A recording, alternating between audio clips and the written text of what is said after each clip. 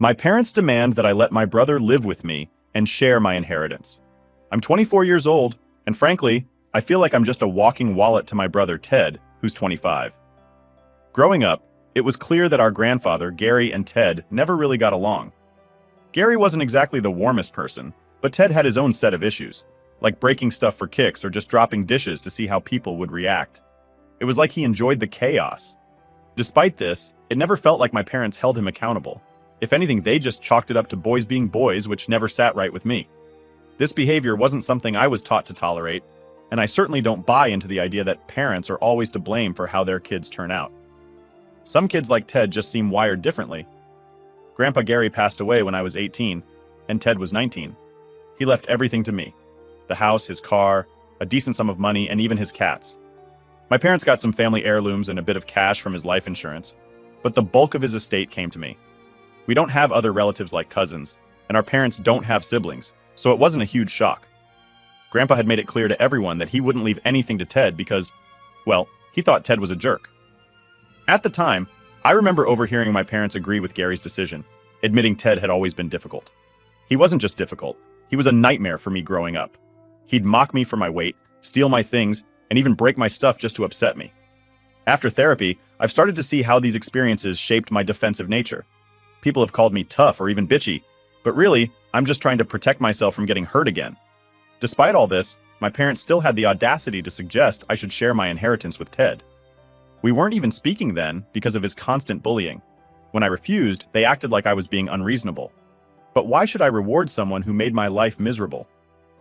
After I moved into Grandpa Gary's house, things started looking up for me. I had my own space, managed to pay for college, and found a job I genuinely enjoy. Living on my own terms, I've invested the money wisely and kept a tight budget, enjoying a life Ted tried hard to keep me from having. Then last year, Ted waltzed back into my life. His wife had left him, and he was drowning in child support payments for his 2 kids. Since then, every visit to my parents' home has been a trial. They keep pushing me to let him move in with me and to help him financially, claiming that Grandpa Gary would have wanted it if he knew Ted had kids. That's just not true. Gary knew exactly what type of person Ted was. Visits to my parents are now rare and strategic. I try to time them when Ted isn't there, but somehow he always shows up, probably because my mom tips him off. Recently, he's been trying to cozy up to me, using every chance to hang out. We went to a bar once, and he immediately told the bartender to put his drinks on my tab, which I promptly paid in cash to avoid any misunderstandings. If Ted had been a decent brother, maybe, just maybe, I'd have considered helping him. But he's not. He's a leech, and I'm not interested in bailing him out. This might make me seem selfish to some, but I've fought hard for my peace and happiness. The last straw was during a family dinner when Ted tried to guilt-trip me in front of everyone, painting himself as the victim of our grandfather's supposed cruelty. My parents nodded along, urging me to think of family and duty. But as Ted spun his tale of woe, I saw the same manipulative gleam in his eyes that I'd grown up dreading. "I've had a really tough time, you know," Ted said, his voice dripping with a rehearsed sadness. "It's not easy being a single dad. I just thought, as my sister, you'd want to help out." The room was silent, everyone's eyes on me, waiting for me to capitulate as I always had when we were kids. But not this time. "Ted," I began, my voice steady, "I understand you're having a hard time, but let's not pretend you're interested in rekindling our sibling relationship. You're interested in what I can give you, not in me as your sister." My parents tried to interject, but I held up my hand. "I've made my decision. I'm willing to be part of Ted's life if he changes, but I will not finance his mistakes or his lifestyle. He needs to own up to his responsibilities." The evening ended with awkward goodbyes and frustrated glances. Since then, I've stood my ground, despite my parents' continued attempts to sway me. It's tough, seeing them so blinded by their favoritism towards Ted that they can't see the pain he's caused. So, here I am, seeking advice on how to handle a family that doesn't seem to value the same principles of fairness and accountability that I do. How do I maintain my boundaries without severing ties completely? Because as much as it pains me, they are still my family. But I'm tired of being the only one who seems to see Ted for who he really is. A bully who's never had to face the consequences of his actions. How do I deal with this without losing myself in the process? Now for the top comment before the update. Comment 1. You may want to put some distance between yourself and your parents. Make it clear you don't want to see Ted. If your mom texts him and he shows up, leave, then decline their next invitation. And be clear about why you don't want to see Ted.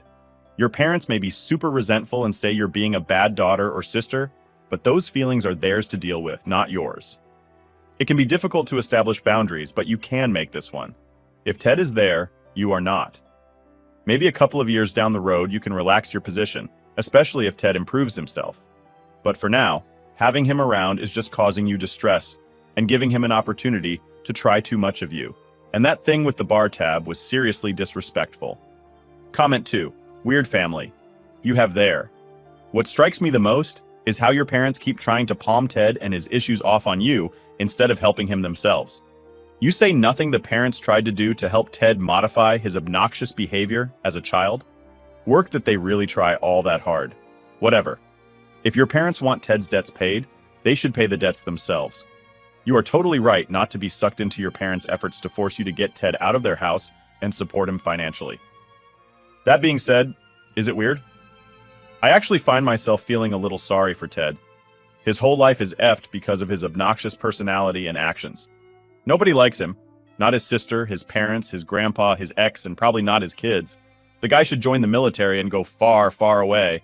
And Opie responds, yeah, it's not a huge surprise. Ted has been overlooked for a bit, and they don't want to deal with him anymore. Comment 3. You seem to be handling this very well, Opie. Consider letting your parents know that you only wish to spend time with them, not Ted. That you will leave if Ted is there. They will try more than once to push the issue, but each time Ted just happens to be there. When you were told he wasn't. You walk. You remind them of the terms of contact them, and you know Ted, or you leave. Then you walk out of the house, the restaurant, the bowling alley, whatever. Back to your nice life.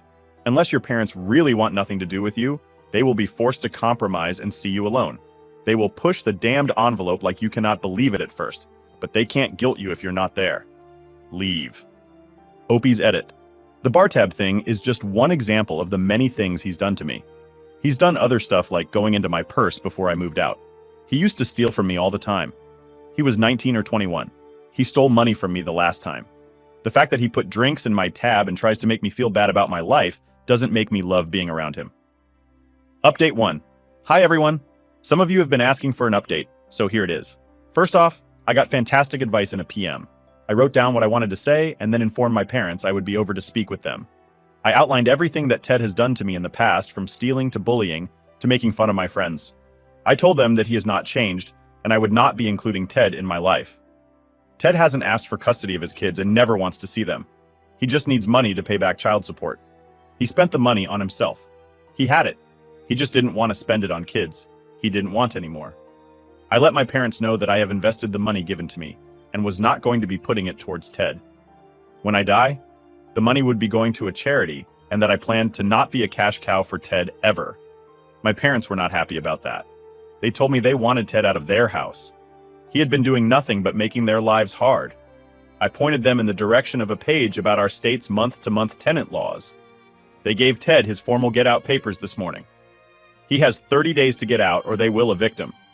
They wanted him to stay with me to feel less guilty. They thought I might be able to show him how to straighten up, if it hasn't happened by now. I doubt it would. I told them that they had screwed up by not fixing this when I was younger. That Grandpa Gary knew the type of person Ted was and left me the money for a reason. I wasn't going to piss on Grandpa Gary's grave by saying, "Here, Ted, never learn from your mistakes." Also, I hate Ted. I don't like being near him. I tried to hang out with him a few times just to see if he could change. Nope. Now he has the legal right to do whatever he wants short of a crime, and that makes him an even bigger a-hole. I'm an adult, and I can do what I like is a terrible power for a host to have. And Ted has it in abundance. He is a legal adult and a mental child. That's a bad combination. This is not to say my family is filled with saints. I learned a long time ago that I have some issues from my upbringing. However, I have tried very hard to overcome this. If Ted was trying, I might help, but he's not trying. I did, however, contact his ex and arrange to meet up with the kids to meet them. I let her know I wanted to be involved in their life, even if it's seeing her a few times a year. She told me that Ted said I was an abusive a-hole who stole his money. I let her know my side and clarified that she didn't have to have anything to do with me if she didn't want to. I just wanted to know my family. Their father being in a hall shouldn't mean the rest of the family is going to cut them off. She pretty much told me that she wants nothing to do with my family at all. My parents made her feel like a bitch for leaving Ted and demanded she let them help raise the kids. Knowing how Ted turned out, she wanted nothing to do with them, even if they are nice. She is afraid Ted will have access to the kids. From the sound of it, Ted might have been an unpleasant partner, so I sent them $500 for the holidays and to use in legal fees, letting her know it's not from Ted. Never was from Ted. Please do not count it towards payments owed. I also sent the kids a onesie and a little outfit, though they're too young to really know I sent presents. She thanked me and is going to be sending me some pictures through Facebook, and maybe I can meet them. She doesn't know. I guess she thinks I'm going to use this connection to help my brother. I let her know I actually want no contact with Ted, and he wasn't aware I had a Facebook. I also don't have my parents on Facebook, so it's not an issue. Hopefully I will be able to be in their life. If not, I completely understand why she might not want to. Anyway, I don't hate my parents. They have issues, but they usually are pretty cool. This has to be one of the most annoying things they ever tried to do. However, Ted getting kicked out is something I hope helps him out, as I won't be. So that's the update. Thanks for reading. Update 2. So things have seriously spiraled since my last update. Let's rewind to last week when my brother Ted decided to show up at my place completely unannounced. And guess what? He wasn't alone. He had a woman with him, someone I'd never seen before, and yep, a toddler in tow. I open the door, and there's Ted, looking like he's just lost his best friend, with this woman, Eliza, and her kid, who he introduces as Timmy. Ted lays it on thick. Hey, I know it's been rough between us, but we're in a real bind. We just need a place to stay for a few weeks, just until we sort something out. Eliza, Timmy, and I have nowhere else to go. His voice had that forced sincerity he pulls out when he wants something. I'm not buying what he's selling, not for a second. So I told them we needed to talk, but not inside my house. We stood out on the porch, me with my arms crossed, them looking all hopeful and misplaced. Ted, you can't just show up like this. And who are Eliza and Timmy? Since when do you have another kid? Ted's explanation was as shaky as a house of cards in a windstorm. He met Eliza a few months ago, and she's supposedly down on her luck, kicked out by her family, the whole 9 yards. Ted's playing the hero, which we all know is just a role he assumes when he's the one drowning. I laid it out straight for them. This isn't a temporary hostel. I can't help you. Eliza finally piped up, saying they really had nowhere to go because her family wanted nothing to do with her. I felt a twinge for her, not going to lie. I went inside, grabbed some local shelter information, and handed them a bit of cash to get by. Ted looked like he was going to explode, muttering about how cold I was. Eliza, on the other hand, seemed genuinely thankful. They left, and I was left shaking my head, wondering what in the world just happened. But the real jaw-dropper came later that night. I get a call from an unknown number, and it's Eliza, only now she's crying, and the story spills out. Eliza tells me she's not actually Ted's girlfriend. They met a few weeks back, and Ted concocted this plan, promising to help her if she played along to make me feel sorry for them. The kid isn't his. She's just a struggling single mom he convinced to join his little deception. Hearing this, I was furious. But honestly, it was just so typical of Ted, always scheming. I told Eliza she wasn't at fault and that she did the right thing by calling me. I reassured her to keep away from Ted and use the shelter resources I gave her.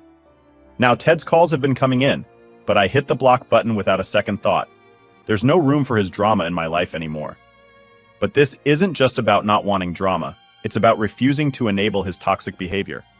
Since then, I've been wrestling with what to do next. The temptation to blow this whole story wide open at the next family get-together is real. I mean, should everyone know what Ted tried to pull? Part of me thinks it's necessary, just to show how far he's gone this time. But then there's that little voice asking if it's even worth stirring up more trouble. Will it change anything, or just add more stress to an already strained family relationship? And it's not just about exposing Ted or protecting myself. It's about what these constant disruptions are doing to my own mental peace. Every time I think I've set a boundary, something else comes up that tests my resolve. It's exhausting, constantly having to defend my decisions to my family, especially when it comes to Ted. So here I am, stuck between a rock and a hard place. On one hand, I want to keep my distance, preserve the peace I've built for myself. On the other hand, there's this part of me that feels obligated to fix things. Or at least try to. Maybe it's because they're family, or maybe it's just that old habit of feeling responsible for the messes Ted leaves behind. Either way, it's a lot to deal with, and I find myself second-guessing my choices. Should I cut ties completely? Is there a way to maintain some sort of relationship with my parents without getting dragged back into Ted's vortex of chaos? That's where I'm at now, trying to figure out the best way to handle a situation that feels like it's constantly moving the goalposts. How do you deal with a family member who's more than just a nuisance but a genuine threat to your well-being? And how do you protect your own emotional health without completely isolating yourself from your family? Honestly, any advice or insights would be hugely appreciated because navigating this family minefield feels more daunting by the day. What's the right move here? How do I keep my sanity in a situation that feels increasingly insane? It's a puzzle I'm still trying to solve, and any help piecing it together would be a godsend. Update 3. Hey everyone, thanks for sticking around for another update. You wouldn't believe how things have spiraled even further since my last post. I thought I'd seen it all, but apparently there's no end to the drama when Ted's involved. So here's the rundown. Not long after the last debacle, I got a call from my parents asking me to come over for what they described as a very important family discussion. Given everything that's been going down, I was naturally a bit skeptical, but I figured maybe they were finally ready to see things from my perspective. Boy, was I wrong.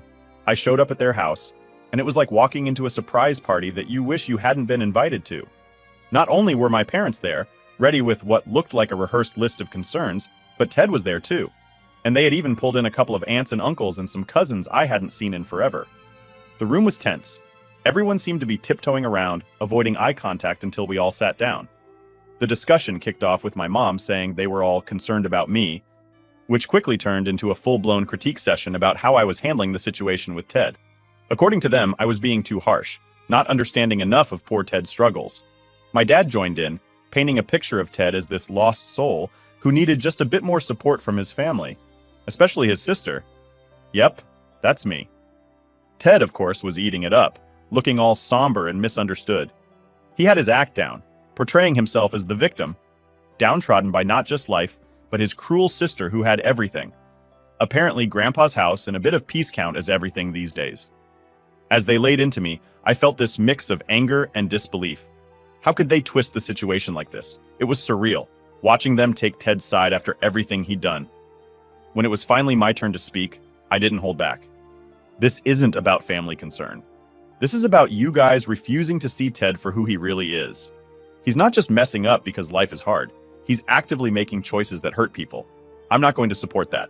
I'm not going to enable him. That set off a real storm. Everyone started talking at once, voices raised, with Ted jumping in to play the part of the wronged little brother, saying things like, "See, she just doesn't care. I'm your son too. But she got everything, and I got nothing." His performance was something else. I'll give him that. In the middle of this chaos, my Aunt Marie, who had been quiet most of the time, suddenly stood up. She's always been more of the observer type, but when she speaks, it's usually worth listening. "Enough of this," she said in that no-nonsense tone that's made her the unofficial matriarch since Grandma passed. "We're not here to gang up on anyone. If you can't see that Ted has a part in his own problems, then what are we even doing here?" Her intervention cooled the heads a bit and got some of the family whispering among themselves, maybe reconsidering the one-sided narrative they'd been fed. But my parents weren't having it. They continued to push for me to reconsider my stance and think about what family means. I left their house feeling a mix of frustration and relief. Frustrated that the family I grew up with was so willing to turn a blind eye to Ted's manipulations, but relieved that I stood my ground, that I didn't let their pressure change my stance. Since that day, my phone has been a constant source of stress, buzzing with texts and calls from family members. Some are supportive, telling me they understand my decision. Others are just as manipulative as Ted, trying to guilt me into changing my mind. It's been exhausting, to say the least. I decided it was time to take a serious step back. I've been limiting my interactions with the family to those who understand and respect my position. As for Ted, despite his attempts to reach me through various means, apologies one day, accusations the next, I've kept my distance. The whole situation has made me reevaluate a lot of my relationships, not just with Ted, but with everyone in my family. It's tough, realizing that the people you grew up with who should have your back can just as easily stab you in it if it suits them. But it's also been clarifying in a way. I'm seeing more clearly who I can trust and who I need to keep at arm's length. For now, I'm focusing on my own life, my job, my friends, my personal projects. Building a life that isn't defined by family drama is my #1 priority. It's not easy, and some days are harder than others, especially when I think about how things used to be. But I know I'm making the right decision for my well-being. Thanks again for all the advice and support. It's been invaluable during this insane period. I'm taking things one day at a time, and while I'm not sure what the future holds with my family, I know I'm heading in a direction that's healthier for me. I'll keep you all posted as things develop, but for now, just know that I'm hanging in there, staying true to myself and trying to find peace amidst the chaos. Update 4. After that last major clash with my family, I made a conscious decision to take a big step back from all of them. I really needed to breathe, to find out what life looked like without the constant stress of family drama. That decision wasn't easy. There were times I second-guessed myself, wondering if I was being too drastic, too cold, or too distant. But I stuck to it, because something deep down told me it was what I needed to do for my own well-being. The first few weeks of distancing were the toughest. My phone was eerily quiet, which was both a relief and oddly unsettling. The silence gave me too much time to think, to worry if I had made the right call. During this time, I threw myself into my hobbies, things I loved but had neglected for too long, like getting back into painting and hiking more seriously. Rediscovering these parts of myself felt like meeting up with old friends. I had forgotten how much joy these activities brought me, how they cleared my head and soothed my soul. As weeks turned into months, the new normal started to feel just that. Normal. I was less on edge, more in tune with what made me happy, and my daily life was noticeably calmer. This new headspace allowed me to reflect on everything that had happened without the raw emotions clouding my judgment. Then, out of nowhere, a text from my mom popped up one day. Just a simple, "How are you?" Nothing groundbreaking, but it was the first olive branch since everything had gone down. I was cautious, keeping my replies light and non-committal at first. Slowly, though, we started texting a bit more. I made sure to keep clear boundaries, and surprisingly, she respected them. We didn't dive into any heavy discussions. It was more about sharing little updates, which was a relief. Ted, on the other hand, has been completely off my radar. I heard through the grapevine that he moved in with a friend after finally being asked to leave our parents' place. He hasn't reached out to me directly, which I'm honestly grateful for. Whether he's genuinely started taking responsibility for his actions, or he's just too preoccupied with his own life to bother me, I can't say. But the distance has given me much-needed peace. My relationship with my dad remains strained. We haven't talked much since the intervention. I get the sense he's still upset with how things played out, maybe even feels a bit betrayed by my strong stance.